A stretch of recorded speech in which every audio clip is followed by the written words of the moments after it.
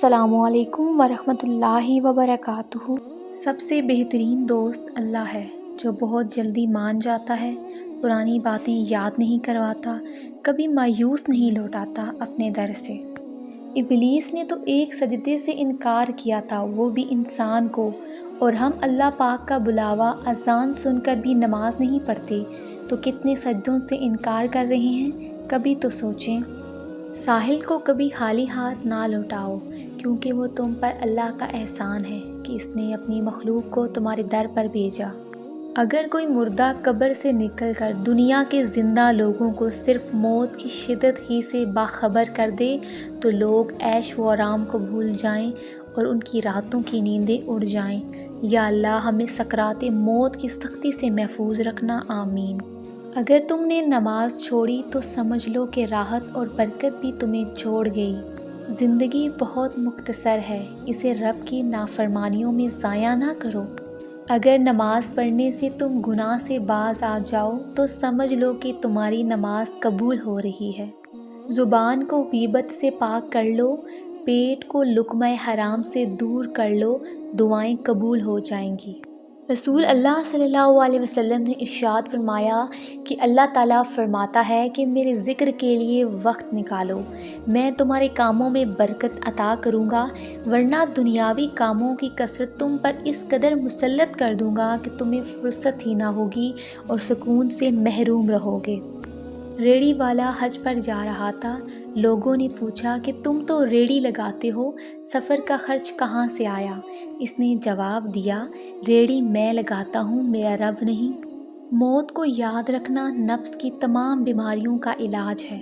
رسول اللہ صلی اللہ علیہ وسلم نے ارشاد فرمایا، جنت میں ایسے لوگ داخل ہوں گے جن کے دل چڑیوں کی طرح نرم ہوں گے۔ آسان کام کسی کا دل دکھا کر معافی مانگنا، مشکل کام اپنا دل ٹوٹنے پر کسی کو معاف کر دینا۔ جب اللہ تمہارے ساتھ ہے تو دنیا کی ناراضگی بے معنی ہے۔ غریبوں اور مسکینوں کا تمہارے دروازے پر آنا انعام الہی ہے۔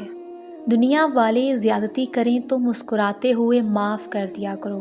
یوسف علیہ السلام کو تو بھائیوں نے کنویں میں پھینک دیا تھا، اللہ تعالیٰ نے انہیں بادشاہ بنا دیا، بس معاف کرو اور اللہ سے مدد مانگتے رہا کرو۔ حضرت عائشہ رضی اللہ عنہا فرماتی ہیں، صدقے کو حقیر نہ جانو، کیونکہ اس کا ایک دانہ بھی قیامت میں پہاڑ جتنا وزن رکھتا ہے۔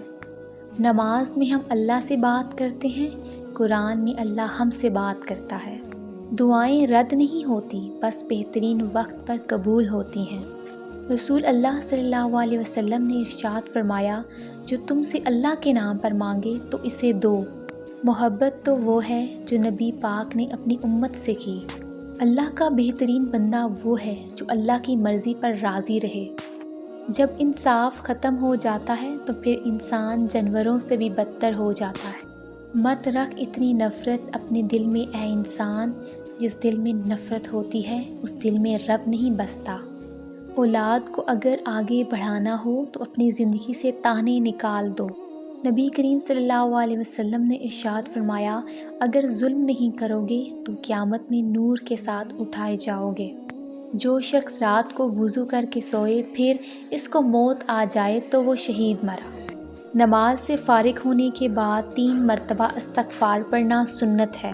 دلائل تو بہت تھے لیکن فرمان ہے، جاہل سے بحث کرنے سے بہتر ہے معافی مانگ کر جان چھڑا لو۔ بچوں کو بولنا سکھاؤ اور بڑوں کو چپ رہنا، کہ چپ رہنا بھی سیکھنے کی چیز ہے۔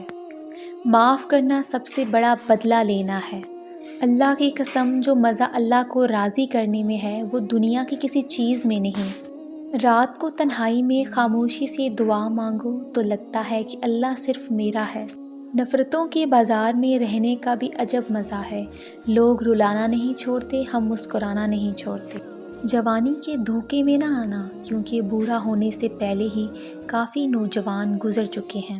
اگر آپ کو یہ ویڈیو اچھی لگی ہے تو ویڈیو کو لائک کریں، چینل کو سبسکرائب کریں۔ تو ملتے ہیں اپنی نیکسٹ ویڈیو میں، اپنا خیال رکھیے گا، اللہ حافظ۔